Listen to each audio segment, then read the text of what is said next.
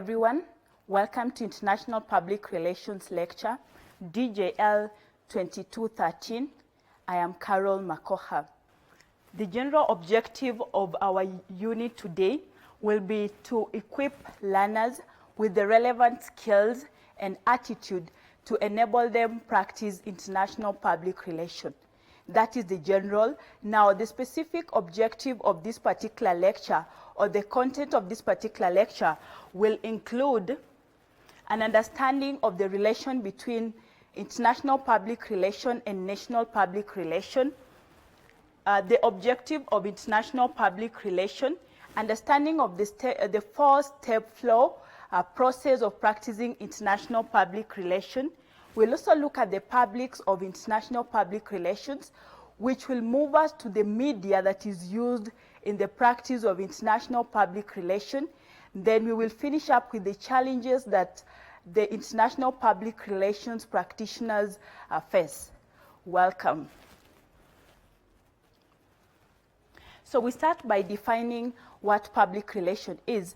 And public relation is basically the establishment of relationship between an organization and its public for the purpose of mutual understanding or goodwill.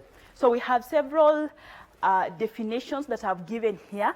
The first one says public relation is the practice that is planned and sustained to ensure that we have been able to establish and maintain goodwill and understanding between an organization and its publics. When you're practicing public relation, basically what you're doing is you as an organization, you know who your publics are. You know what you would want to tell your publics. So you are actually coming up with communication objectives so that you are able to establish good relation between you and your publics. And at the end of the day, you would want your publics to benefit in one way or another, as you are also benefiting or growing as an organization. Now, the best definition actually of public relation is one given by the Mexican statement, which simply states that public relation is the art and social science of analyzing trends, predicting their consequences, counseling the organization, implementing the planned program of action, which will then serve the benefit of the organization and the publics. Now, in this case, what is supposed to be done is you're supposed to analyze the trends that are happening in the society among your publics. Get to know how the market is out there. Let's say, for example, at the moment, we all know that the world has been affected by corona pandemic. So we have new trends that have come as a result of corona pandemic.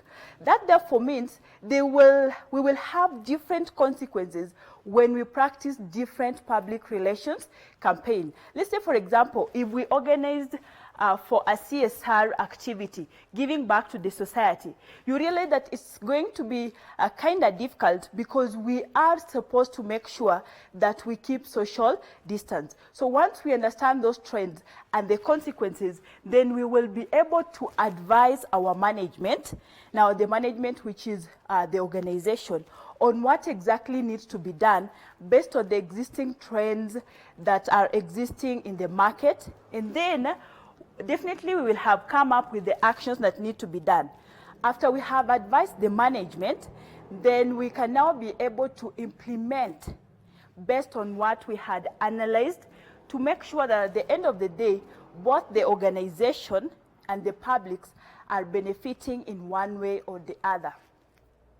So basically, that is how public relation can be defined. Now, if we summarize, we can simply say that it's the establishment of relationship between the organization and its publics.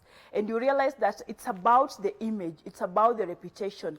When you're establishing this relationship, you're trying to make sure that whatever that you are doing receives positive opinion from the public so that you have a positive image. Once your image is tainted, survival in the market becomes a challenge. But if you have a positive image, then definitely everything else will flow smoothly. So in public relation, we are basically trying to know who our publics are and make sure that we have good relationship with them. So if, once we have understood what public relation is, it therefore follows automatically that international public relation is public relation activities that are planned and executed at multinational level. This therefore means we are practicing public relation, yes, but we are going beyond the borders of a particular country. It is the establishment of a good relation between our publics, but this publics has to be now beyond the borders of the country. That is why we say that when we are doing any planned activity where we are trying to have mutual understanding between the organization and its publics in various countries, then we can call it international public relation. So in essence, when you're talking about international public relation, we're just talking about public relation that has expanded the geographical scope, whereby we are no longer working in our home country, but we are expanding whatever we do to get to the territory of the other countries. So we can just say that our planning, our research, our communication, and every activity that we have for public relation campaign is actually targeting the publics across the border or across other nations. So it depends on how big your organization is or how you have decided to work with the international market. You realize that with the issue of the internet, it becomes very difficult to actually just practice public relation within your borders, because the internet has reduced the world to a very small village. So basically, that is what we call international public relation. We then look at the difference between domestic public relation, which we will call national public relation, and international public relation.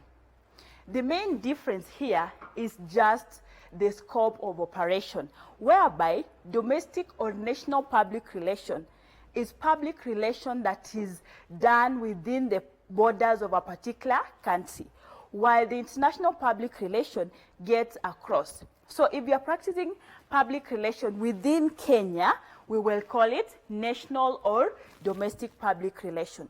The moment we cross the borders and we get to our neighboring countries or other countries across the world, then we can call it international public relation. So the basic difference is actually the geographical scope of operation. Then we move to the objective of international public relation. Just like we have said, public relation is actually meant to achieve and sustain mutual understanding, mutual goodwill, and mutual faith between the organization and the publics. We are just trying to make sure that we have good reputation, which is gained by having good relationship between the organization and its publics. Now, how do we ensure this? Mainly, we ensure this through the activities of international public relation. Once we have understood our publics, then we come up with the activities which will ensure that we have good relationship with the publics that we have, which may include organizing events. We can have international events where we have our publics converging, and then we can be able to discuss issues that affect both the organization and the publics. At the end of the day, we will have mutual benefits. We can also organize corporate social responsibility activities where we give back to the society. Definitely through such activities, you realize that we are able to build our reputation. We can do publicity, we can do advertising, we can also produce documentaries and films for our organization. We can organize international conferences. So through the same, you realize that we are discussing that is of benefit to the organization, and again, it is of benefit to the publics. Because at the end of the day, the survival of an organization is largely dependent on the publics. So we do the same to make sure that our reputation is positive. With a positive reputation, definitely every other business will move on smoothly. So we move on and we look at the four-step system of international public relation. So this is the system that is supposed to take us through public relation or international public relation extensively, so that we are able to know as the PR service what exactly we are supposed to do so that we have effective or successful public relation. So the first step in the four-step system of international public relation is scanning or research. Now, every public relations savvy or expert understands quite well that the home country cannot have the same environment with the foreign country where you are working in, or the host country where you are operating in. That therefore means it is important to understand that particular environment in order to avoid making some dangerous and costly mistakes in the practice of international public relation. So when you're doing scanning and research, it is important to understand the publics of international public relation. Who are your publics when you get across the border?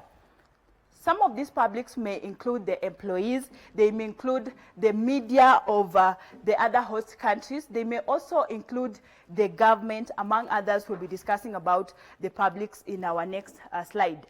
Therefore, once you understand the publics, then you will now be able to understand that affects the attitude and the interests of the publics, because you realize that publics live in an environment.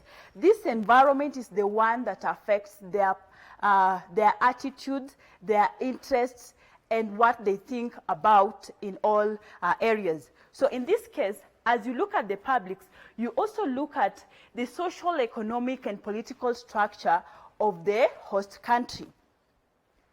The social, political, and economic structure of the host country may be very different from the one that you have in your home country. So if you do not understand it quite well, you might make some costly mistakes in public relation, which will affect your popularity or which will affect your reputation. You also need to understand the religion, the faith, and the belief and the myth of the people in the host country. You also need to get to understand the education, their lifestyle, and the media habits, because that is where you are going to operate. A good illustration of this is, let's look at the issue of religion. Let's say, for example, an organization that is based in Kenya decides to expand and operate in some Arabic countries. You realize that most of those countries are not Christians. So when you get there and you start advocating for Christianity, then you are likely to lose on your popularity. You're likely to affect your reputation and your survival in that particular market. Why? Because you just took one wrong step. So in this case, you really need to understand the lifestyle of people. When you're looking at the lifestyle and the eating habits, when you get to some Arabic countries, you realize that you are not allowed as a woman, you're not allowed to eat in front of men. Now, if you did the same, you realize that at the end of the day, you might not actually gain good reputation as you would have done when you are in your home country. And such small elements can really cost you in terms of your survival in another country. Again, when you are looking at the environment under which we are operating in, you also need to understand the faith of people and try to respect the same. So why do we scan and do research? First reason is we need to understand our publics. Reason number two is we do not want to make any costly mistake just because of ignorance. So it's good to understand where you're going before you get there. So once you have understood the market very well, then you move to stage number two, or step number two, where we are looking at the communication plan. Now, the public relation communication plan is basically the roadmap that shows you where you are going. Now, a plan normally we know is just a bridge between where you are and where you want to be. Now, when you're practicing international public relation, again, you need to ask yourself the following questions. What do you want to communicate to your publics? At first level, you now know your publics, but what do you want to tell your publics? Because what you tell them is also very important. You would rather not tell them something than tell them something that is going to ruin the reputation. So you need to know what to tell them. You need to know how you're going to communicate to them, when you're going to communicate to them, who is going to communicate to them. Let's try to understand those questions very fast. The what. In this case, you must have a communication objective. Let's assume we want to increase the level of awareness by 50%. So you will say you want to make sure that people are aware of your presence and your products and services by maybe an increase of 50%. Now you also ask yourself, when are you going to tell them? Time is very important. At the moment you realize that we have coronavirus pandemic, you realize that we have put most of our communication at standstill. Why? Because you might communicate and someone wonders, why are you telling us this when we still have another issue to handle? So it is very important to communicate whatever you want to tell your publics at the right time. If it's an event, know when to tell them so that you can be able to have numbers. Now, once you know the time, then again, you also need to know who has to tell them that particular information. The source of information in international public relations is very important because you realize that the source will determine the credibility of the information. Any human being, the moment you are given information, you will want to know where that information came from. And that is why sometimes we apply the two-step flow theory in the practice of communication, and we want to ask ourselves, who is this person in that particular community that you are communicating with that the public really trusts, that the public can never doubt their words? So once you get such people, then you can be able to use them to communicate. You can just even use the mainstream media so that when they get the information from the mainstream media, they will say, actually, this information must be credible because it came from a source that is also very credible. So you have to be careful about the same. And then you also have to make sure that you know how you're going to tell them, because the approach is also very important. You could be having a very good intention of your communication, but the approach is really key. If you're going to use a wrong approach of communication, then you're likely to lose on the objective of your communication. So you have to be very careful at step number 2, because the moment you do it successfully, then you'll be able to move from where you are at the moment to where you want to be. But the moment you do it in a wrong way, then it's like you have put a bridge that is broken in between where you are and where you want to go. And definitely, you will not get to where you want to be. Instead, you will maybe slide somewhere there. So you have to be very careful. Once you're done with step number 2, then we move to step number 3. Now, in step number 3, we are talking about implementation of the plan. Now, in implementation of the plan, you're basically executing that you planned at level number 2. You just know now what to communicate, how to communicate, when to communicate, and all that. So you are putting it in practice or in action. Now, in action here, you also have to do it with a lot of seriousness, and you also have to be brave. Because when it comes to implementation, you realize that this is the time that you will now receive a lot of feedback from people. When you're implementing that program that you had planned, they will actually question, they will want to understand and all that. So you really have to stand strong and explain what you want to give. And you could be having a very good idea at level 2, but if you do not implement it well at level 3, then it's likely to affect you. So level 3 is very, very important, implementation of the same. Once you have implemented, then you move automatically to step 4. Now, in step 4 here, we are evaluating that which we implemented.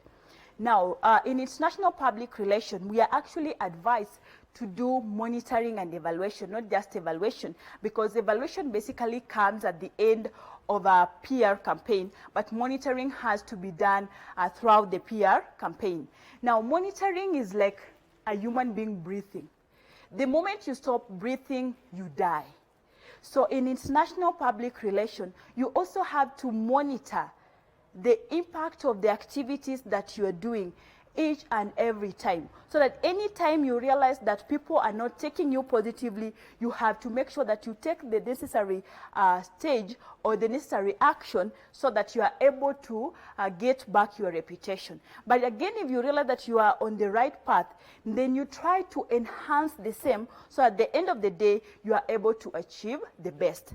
As you continue with many monitoring of the same, you realize that at the end of that particular PR campaign, you will now have to do an evaluation. Remember, at step number 2 here, we said we are at point A and we want to get to point B. So we are now trying to create a bridge. So here now, you will ask yourself, yes, we wanted to move from point A to B. And now we have implemented our PR campaign or PR activities. Has those activities actually taken us from where we were to where we wanted to be? If yes, then we can be able to congratulate ourselves and continue with the same, try to enhance so that we're not going to lose on it. But if we realize that we have not achieved exactly what we wanted to achieve, remember we had said we wanted to improve the level of awareness by 50%. If we have achieved 50%, we continue with the same. If we have not achieved the same, then we ask ourselves, where did we go wrong? Once we understand where we went wrong, then you realize that we can now be able to redo or revisit the areas that we did not do perfectly, and then we continue with the process. So you realize that this one has to be sustainable, because you cannot establish relationship with the publics and then tomorrow you ruin the relationship. At the end of the day, you will have ruined their reputation. Once you establish the relationship with the publics, make sure that you are able to sustain that particular relationship with the publics. Now, you realize that the 4-step system of international public relation is supposed to be continuous, because the moment you finish with the evaluation, then you also realize that you should be doing other research and scan to know what you're supposed to do next, and then get to communication plan again, get to implementation and evaluation. So it is a continuous process. And during all these stages, you realize that you will be communicating with your publics. At the same time, the publics are also giving you feedback. So if you follow these steps so well, at the end of the day, you are likely to have very successful international public relation. Having understood that, we then look at the publics of international public relation. In our definition of international public relation, we said we are establishing relationship between the organization and its publics. How can you establish relationship with the publics that you do not know, that you don't know who the publics are? So in this case, under this, we will define who the publics are and then try to understand why it is important to understand our publics. So a public simply refers to the group of people which the organization is or ought to communicate with or want to communicate with. So as an organization, when you want to establish the relationship with the publics, definitely you have communication objectives. So you either ought to communicate with them, you are communicating with them, or you will be communicating with them at one point. That is one definition of publics. We can also define publics as a group of people who face similar situation, recognize the consequences, and seek to deal with that particular situation. In this case, let's use MKU as an example. We have a group of people who face similar situation. In this case, let's talk of one of our category of our publics as the students. Now, the students, you realize that they're likely to face a similar situation. In the same case, you realize they will recognize the consequence of that particular situation, and they want to deal with the same situation. So once you have categorized them together, it will be very easy for you to be able to know what is affecting them, how they want to deal with the same, and the consequence of the same. So once you understand the same, then you will come up with an amicable solution that will be beneficial for both of you. That is the students and now the university. The university will be acting as the organization, and the students are acting as the publics. Then we can also define publics as the category of people who either directly affect the success of the organization or indirectly affect the success of the organization. Remember, as an organization, you are not an island. There must be the publics. These publics can either aid you in achieving the organizational objectives or bring you down. So you have to make sure that you know them very well, and as we have talked about public relations, you make sure that you have good relationship with them and then maintain the good relationship with them for you to be able to survive well with the publics. Now, we have a criteria that we use in segmenting our publics, because it is very dangerous to deal with the publics as general. You cannot just say that you're going to communicate with everyone. It will be very dangerous. Why? Let me give you a scenario of an organization. And in this case, we're just using a university. A university will have students as their publics. They will have employees as their publics. They will have suppliers as their publics. They will have the government as their publics. They also have the media as their publics. Now, if they made a mistake of generalizing these publics and decided to communicate to them generally, you realize that they might not achieve the objectives. But if they segmented the publics, then it will be very easy to know who is being affected in one way or another and how you are going to communicate to them, the channels of communication, among others. So we now get to these criteria that we use to segment the public. We normally segment them in 4 ways. Way number 1 are the publics that we call the hot issue publics. Now, when you're talking about the hot issue publics, these are people who are interested in newsworthy issues of the day, or the publics who are actually interested in that which that makes news. And that which that makes news, you realize that will have impact on most of the people. It will be relevant among other determinants of news. This category actually is characterized by the media. The media can decide to be very passive out there when everything is going well. But the moment you have anything that is newsworthy, you realize that the media will always be there, and they want to cover the same and publish the information to the public. So you have to make sure that you have dealt with the media so well, because if you have any story that is newsworthy in a positive way, they'll publish, and it will build the reputation of the organization. Unfortunately, the media works with what leads. So at the end of the day, you realize that they might really follow on those stories or on that which that is not so positive. And that which that is negative is likely to land you as an organization into crisis. So get to know who are these category of publics who only follow on hot issues. We also have the government. Sometimes the government will follow you any time that you have not followed the regulations. So you need to understand the international government. Get to know that which that they are really concerned about, so that you do not step the wrong direction. Then we have a category of publics that we call the single issue publics. Now, the single issue publics are the kind of publics who are only interested in what they want to gain from your organization. We will still be using a university as our case here.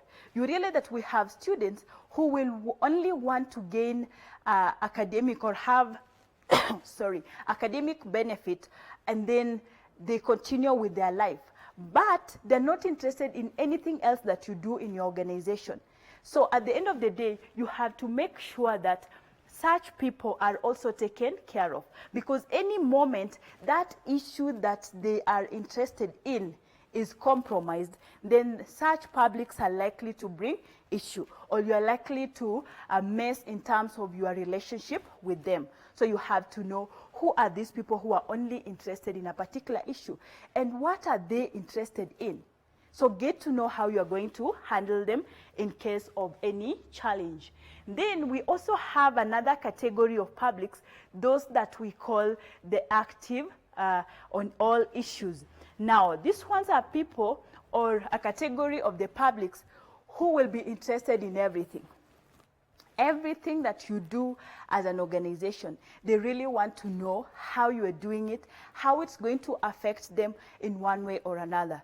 With this one, we can give an example of the community. Of course, an organization cannot work as an island. So at the end of the day, it will be surrounded by the community. The community may want to know exactly what you're doing so that at the end of the day, you're not going to affect them in a negative way. So again, get to know all publics who will be interested in everything and see how you will deal with them. The last category of the publics are those who are apathetic. Now, the apathetic publics are those who do not show interest. They're just like the meek customers. You see, a meek customer, when they're not satisfied or interested in what you're giving them, they'll simply walk away. They don't really care about what you will do to them and all that. So at the end of the day, again, you also need to understand such group of people and see how you are going to deal with them. So you realize that when you're dealing with the meek publics, that is when there are times you are given suggestions of maybe providing for them suggestion boxes, giving them confidential ways of giving their feedback, because they will not come out boldly to give you information. So you need to also understand the same. Now, why are we categorizing these publics into the four? So that we can be able to know which kind of publics we are going to concentrate on. Because there are publics that you really can't avoid. Then we have those ones that you can deal with them but passively. So when you're starting with the hot issue, realize that the hot issue publics, you really have to be careful about them because they have the power to actually bring you down. So you have to be very careful all the time and make sure that you are relating with them well. And then you move as our list continues. We move to the single one, and then those who are interested in all issues, and then those who are not interested in everything. So at the end of the day, you realize that once you have categorized them so well and understood them, it will be very easy for you to be able to maintain mutual beneficial relationship with those publics. And then we look at the importance of segmenting the publics. Why do we need to segment the public? Just like we have explained before, it helps us to understand the attitude, opinion, and the interest of our publics. Once you know that this category of public belongs to, let's say, the hot issue, you'll be able to know their interest, what they're really interested in, their opinion, and their attitude towards your organization. Again, understanding or segmenting the public will help you know the appropriate media you will use to communicate to. We're still using a university as our case. The media you will use to communicate to the students might be very different with the media that we'll use to communicate with the suppliers, or very different with the media that you will use when you are communicating with the community, and the media that you're using to communicate to the employees. So once you have segmented your publics into those small homogeneous subsets, then you will know which media will be appropriate for each category of the publics. Then again, you will also be able to know the language to use to communicate to them.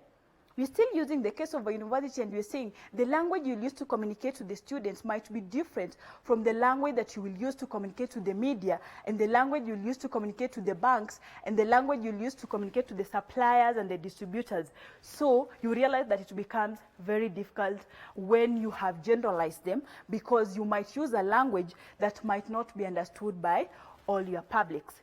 Then another reason for segmenting our public is so that you can now be able to know the specific message that you want to communicate. You realize that each category of the public might need specific communication. At the moment you realize that we need to communicate specific information to specific publics because of the issue that we are facing of coronavirus. If we are a university, we have to have specific information for the students, we have to have specific information for the parents, we have to have specific information for the government, the media, among others. So that is why it is important you segment the market. So in general, in segmentation here, we are saying as a PR survey, make sure you do not generalize your publics. The moment you generalize them, you are likely to disadvantage some, and those who are disadvantaged will complain. When they complain, your reputation will actually be affected. So make sure that you have done very proper segmentation of the same. Now, after we have understood who the publics are and segmented them, then we look at the key publics of international public relations. Now, here we're looking at the specific publics that international public relations should be able to deal with. Now, the main public is the media. You can actually not avoid the media. Why? Because you're using the media to be able to communicate to the public. Now, if you do not have good relation with the media, it is likely to also affect you.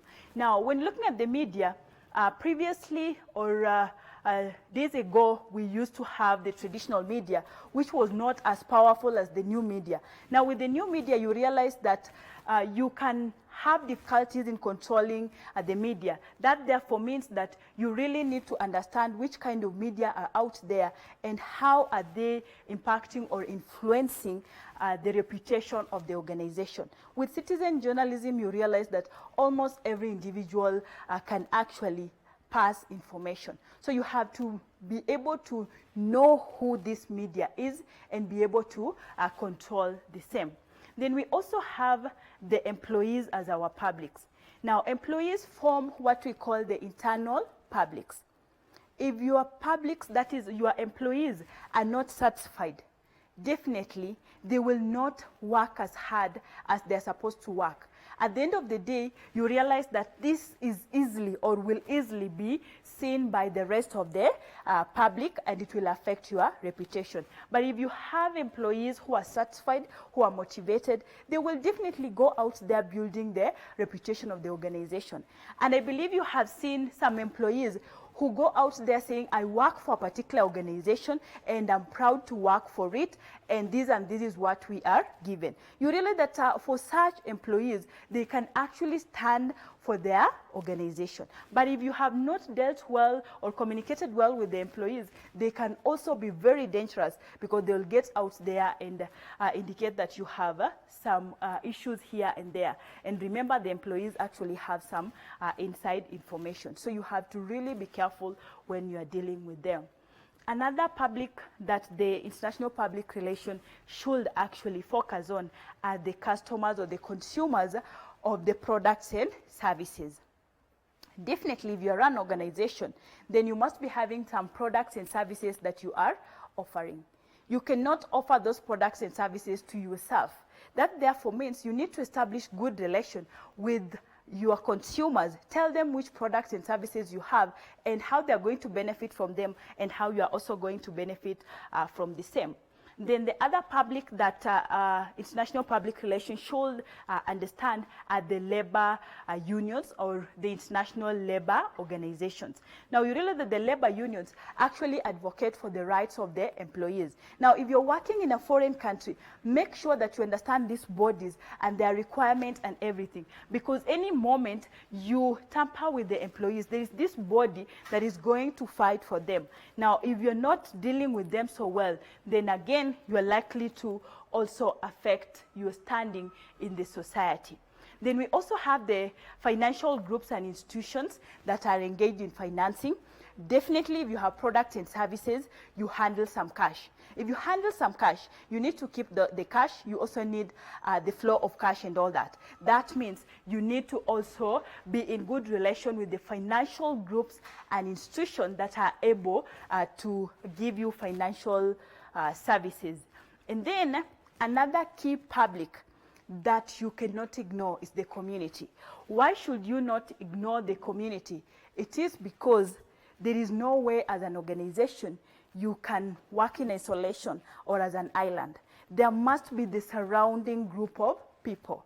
Now, whatever you do should actually be beneficial or not impact the community in a negative way. Let's say, for example, your organization does some activities that at the end of the day, the waste is supposed to be thrown out there. And then you're scattering it to the community. Definitely the community will not be welcoming to you. So you need to really understand the members of the community and how you're going to deal with them. I'll give an example of tallow oil. You remember when tallow oil first went to Turkana to establish themselves there, it was very difficult for them to operate at first.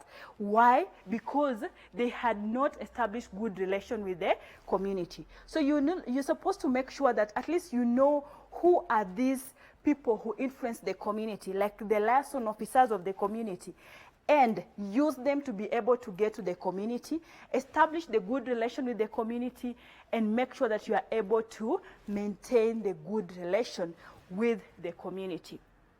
Another category of the publics are the suppliers of the global businesses. Remember, here we are doing international public relation. That therefore means you will have to have international suppliers. Wherever you go, definitely, especially in such moments, you will require power, you require internet for you to be able to operate. So you need to have good relation with the suppliers of all those services that you require. If you do not have good relation with them, you might not be able to get a constant flow of the supplies that you require. And if the survival or the operation of your business depends on those supplies, then you realize that you will not be able to operate so well. So again, make sure you know who your suppliers are. Deal with them carefully. So at the end of the day, they can benefit, you can also benefit, and you can have a good relation with them. Then you also have the distributors, which can also be closely related to the suppliers.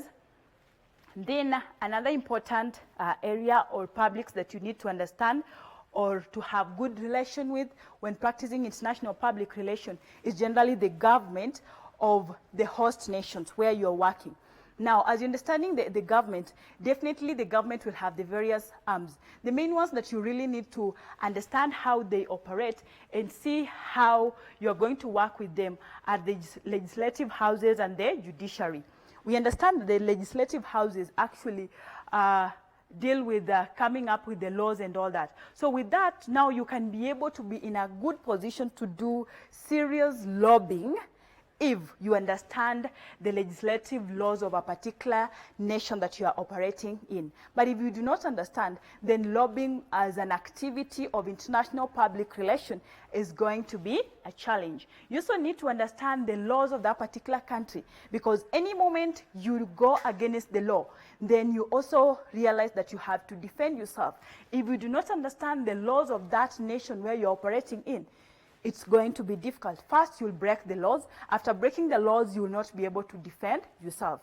What will happen to you? The reputation of your organization will definitely be affected. Then we have talked about the national government, which includes the two that we have mentioned. So basically, when practicing international public relation, apart from the general knowing of who the publics are, you also need to know the specific ones, establish contact with them, and make sure that you maintain mutual beneficial relationship with all those publics. Once you understand who the publics are, they will definitely now link you to the kind of media that you will use when you want to communicate to your publics. First, we need to understand what the media is. Then we can look at the categories of media available for the practice of international public relation. So the media basically refer to the pathway that we use for communication. Or we can also say the outlets and the tools that we use to either store or pass our communication. Now, when you're looking at the media, we can be able to categorize them broadly into the old media and the new media. The old media is also called the conventional media, which include, just like the name is suggesting, old, the traditional media that we used to use before we had the influx of the internet and the coming of the new media. Now, the old media include the use of newspapers, the use of radio, the use of television, newsletters, magazines, books, among others in communication. So you realize that we used to use radio to communicate to our publics.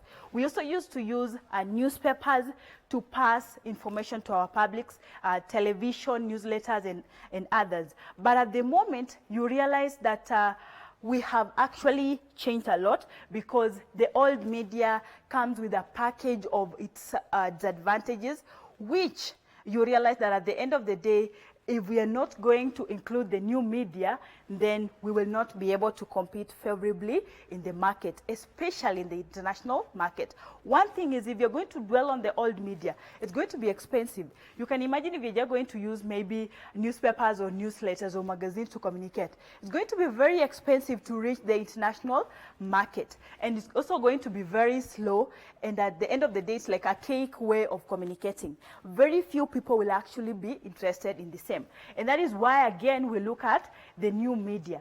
Now, the new media, we're talking about the media that is computerized, the media that actually gained popularity as a result of the internet influx, or the influx of the internet. And the new media mainly include the media that we are able to control as an organization, in terms of the content, in terms of what is circulated and all that. Now, the new media mainly include the website. You realize that all organizations, all serious organizations have websites. On these websites, an organization is able to publish or to put its products and services and all that they know their publics require. And every PRO requires or needs to know how to create the web copy and the web content, because it's very important. We also have the emails under the new media. We have the use of the YouTube. We have the use of the mobile sites, the blog sites, Twitter, among other new media that we have currently. So we are not saying that with the advent of the new media, we are not going to use the old media. But then, as an expert in international public relations, you need to understand which media you're going to use under particular circumstance. Now that you already have a background of who your publics are, you will now be in a better position to know which media you're going to use for a particular public. Let's say you're talking to a community that is in marginalized areas. You realize that the old media, which is radio, can work best than the new media, which most of the people might not be able to get. So when you're talking about the old media and the new media, we just want the PR specialists to be acquainted with the use of both and know when to use which kind of old media, when to use which kind of new media, provided at the end of the day there is effective communication between the organization and its key publics.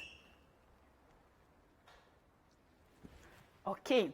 Now, just like we have said before, we are saying that the PR service need to understand the opportunities that are offered by the media and make proper use of it to make sure that they are efficient, they are effective and all that. We can also subdivide now the media into 3 segments. Now, the 3 segments include the paid media, the owned media, and the earned media. In our next slide, we will explain, or we'll get to understand what the 3 categories mean. We start with the paid media. Just like the name is suggesting for us, this is the kind of a communication pathway that we have to pay for them to be able to pass our information to our target publics. So in this case, we need to have a budget that we use for advertising, or that we can be able to use so that we are able to pass the information to the publics. And one will ask themselves, do we really need to pay if we are doing public relation? And the answer is yes, because you realize that with the emergency of public relation and advertising, there is need for advertising and editorial advert. That therefore means when you are paying for the editorial advert to do public relation, then it is okay. So we can set aside a budget as an organization that we will spend on paying for some of the information that we want to get to the public, so that we are able to build the reputation of the public. Now, Under the paid media, the examples that we have include the television adverts. Of course, we pay for the same. We also have the print adverts. We have the sponsored tweets. We have those that are promoted on Facebook. We also have the paid display and any media that we pay for so that the information can be able to be passed to the public. Then we can be able to categorize under the same.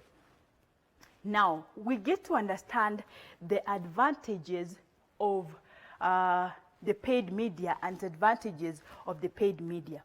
Now, the advantage of the paid media, you realize that you can be able to control in terms of the content, in terms of the place and the frequency. If you have paid for an advert to be placed on television, you will definitely have to choose the time when it has to be aired.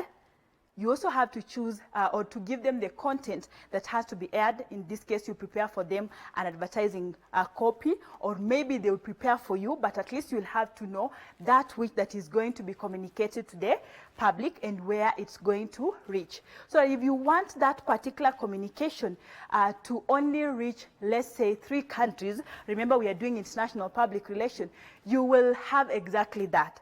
If you want it to reach the rest of the world, again, you will have exactly that because you are paying for the same. But then, as you have the advantage of enjoying the same, there is also the other side of the coin where you have the disadvantage of paying for the information that's going to be published. Now, what's the disadvantage of the same? You realize that it's not going to be as credible as the owned media. Why? Because everyone will ask themselves, why are they paying for the same? Something that is really good should actually sell automatically. You don't necessarily have to pay for the same. So some people will take it positively. Some people will look at the adverts and they're like, if they are trying to advertise themselves, then they must be doing so poorly. So again, when you're placing any paid advert or any information that you are paying for, then you have to be very strategic so that people do not concentrate on the disadvantage or the reason as to why you are placing that particular information. Another disadvantage of using the paid media is you realize that the paid media is actually cluttered with a lot of information. We all watch televisions, and you realize that we have so many commercials, we have so many adverts and all that. So it might be very difficult for you to monitor and see or be sure that the information has reached the target publics, because you realize that there will be a lot of information overload and all that, so you can't be sure that your public got the information the way they got and if they consumed the way you wanted them to consume. So those are actually the disadvantages of using the paid media. So if you realize that the paid media is going to be costly and has the advantage, then you can be able to use the earned media. Now, we define what earned media is. And earned media is actually the media that you get as a result of the perception of your brand, your products, your services, your organization, your country, and all that. So at the end of the day, if you have good products, services, and maybe even your country is also good, definitely out there, you realize that people will have positive perception. When they have positive perception about all that you offer, they will have to recommend other people. When they're recommending other people through the shares, the mention, the repost, and the review of the same, at the end of the day, you realize that you're getting the earned media. You're not paying for it. People are just distributing the information. If an institution is doing so well and they're offering a product that is really good, and I get the same information and I share the same information with my friends and all that, at the end of the day, that is earned media. I am being used as a media to be able to share the information. Again, another way of getting the earned media is when our products are really good, or we're engaging in some events or activities that are newsworthy. Those ones that the media can be attracted to and they can be able to publish the same freely. So we can be able to get the free publicity from the same. At the end of the day, that media is just earned. We have not paid for that particular information to be aired. So what then are the advantages of the earned media? Automatically, it is credible. if I have the product and service and I'm not the one who is selling it out there, other people are the ones distributing it freely, then that means they have tasted the product and the service and they have realized that it is actually so good. So at the end of the day, you realize that the information that is given by the earned media is really credible.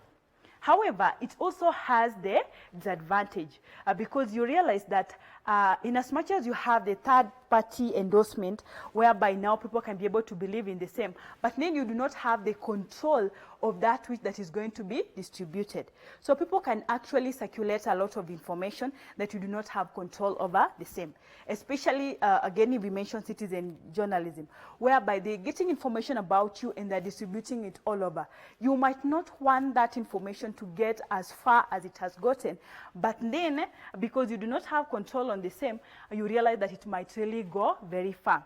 Again, the danger of earned media is, in case the media, let's talk of the mainstream media, is attracted to that particular thing that you have done, and maybe it is a negative story, they will definitely publish the negative story. The negative story will land you into a crisis. And you know, at the end of the day, if it's published by the mainstream media, it's likely to get to so many. In this case, if you're talking about international public relations, so we are publishing the same through the international media houses. At the end of the day, it's likely to get to the whole world. Now, bringing back your reputation after it has been ruined now becomes a very huge challenge. Then from the earned media, we also have the owned media. Now, when you're talking about the owned media, we talk about the media that we own, just like the name is suggesting. The organization is the one that owns that media and is able to control the same. Among the owned media, we have our own website or the website properties, which include the mobile sites, the blog sites, the social sites, and all that. At the end of the day, just like we said, almost all organizations have their own websites. They're able to publish information through those websites. We have social media handles. You are able to freely publish information through your social media handles. We also have the blog sites, depending on what the organization will want to have. So at the end of the day, they're able to use those media that they own to be able to pass the information instead of having to pay for it or waiting for them to get some owned media. So when talking about the owned media, we are basically talking about the media that we can be able to control and the media that we are able to own. So advantages of the owned media, you realize that it does not require the budget, or if it does require the budget, it only requires the initial budget where we are coming up with those particular media that we own, like the website, the blogs, and all that. The initial installation of the same or the initial creation of the same is what we will require. Otherwise, after that, we can freely publish the information. As a university, let's use example of MKU. We have our website. We also have the social media handles. We also have the student portal and all that. We can freely publish information on it, and students are able to get the same. We don't necessarily have to incur a huge budget to be able to do the same. So at the end of the day, you realize that it's beneficial. Again, another advantage is it's likely to improve the reputation of the organization, because most of the publics out there, whenever they hear about you, they also want to get to the internet and see if indeed you exist. So when they get to the internet and they find your presence there, they will definitely believe and say, actually, this particular organization exists and they have these products and services and all that. So at the end of the day, you'll be able to get a reputation that is positive automatically. Then once we have looked at the three categories of the media, then you as a PRO or a PR specialist, then again you should be able to know which media you are going to use, because you have been presented with the three. You need to know which one you're going to use. And definitely you're going to go for the most credible and the cheap one. So at the end of the day, you are able to build the reputation of the media or the organization. You don't necessarily have to go for paid media when you can create your own media, when you can earn the media. So in this case, as a specialist, make sure that you have the earned and you also have the owned being used more than the paid, because they are the most credible and easy to use, and at the end of the day, they'll build the reputation of the organization. We move to our last subtopic, and we move to the challenges faced by international public relation. And just like we said, international public relation, we are targeting the international publics or publics across the borders of the country. Definitely it comes with a package of the challenges. One of the challenges is language barrier. You realize that most of the countries have different languages of communication. By language here, you realize that the manner in which they accord a meaning to a particular word might be very different from the way you, as your home country, accord meaning to the same. So communicating with them might be a challenge. And again, if you're engaging in international public relation and you are not a linguist, therefore you do not understand some of the languages, you will just be shut. There people are discussing and you do not really understand what you need to do or how you are going to respond. We automatically know that it's not so obvious that you can be as good as you are in your original language as maybe you will be when you learn a foreign language. So again, it can be a challenge because you'll have to learn those foreign languages, and it can be a challenge when you're communicating the meaning you want to communicate. Another challenge is cultural and societal culture, or in terms of the barriers in culture. You realize that we have different culture. As you move from one country to the other, the culture will definitely change. So if you're going to go against the culture of another country, then that is going to affect your popularity. As you affect the popularity in the other country, definitely the reputation is also affected. So you really need to understand the culture of the other country to be able to operate in. Not like in your own country where you already understand the culture. Before we had COVID-19, we would freely shake hands. But then when you move to some Arabic countries, you realize that shaking of hands was actually not a norm. So if you got there and started shaking people's hands, definitely that will be a wrong direction for you. So you really need to understand the culture of the countries you're working in, which is a challenge because you cannot understand all their culture in and out. Another issue that we have is the differences in ethics. The ethic that operate in your country might be slightly different from the one that is in the hosting country. So again, you need to understand the same, because the moment you go wrong, again, you are likely to also affect the objective of international public relation.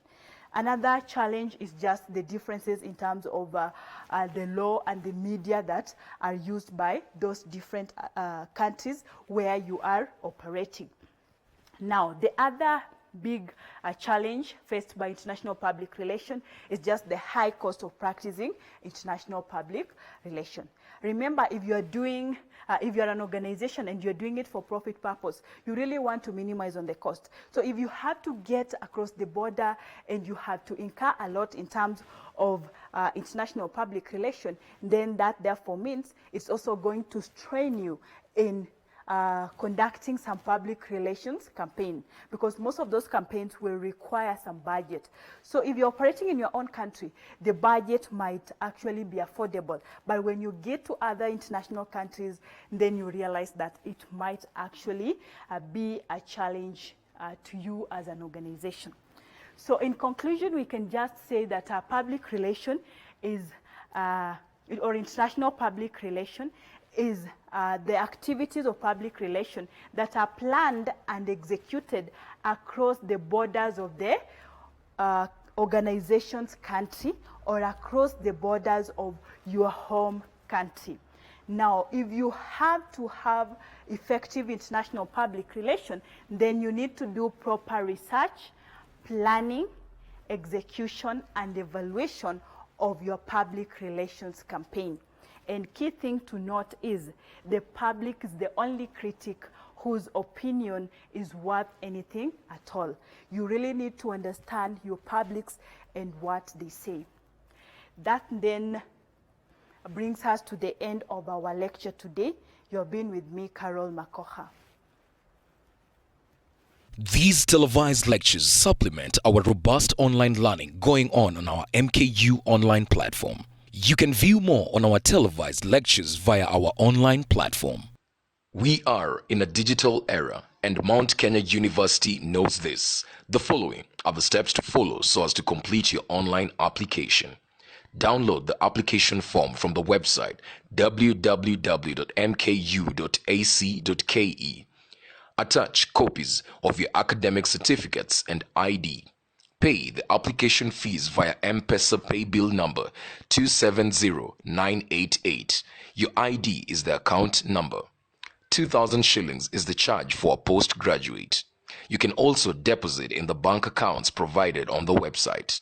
Then email all the above to apply@mku.ac.ke.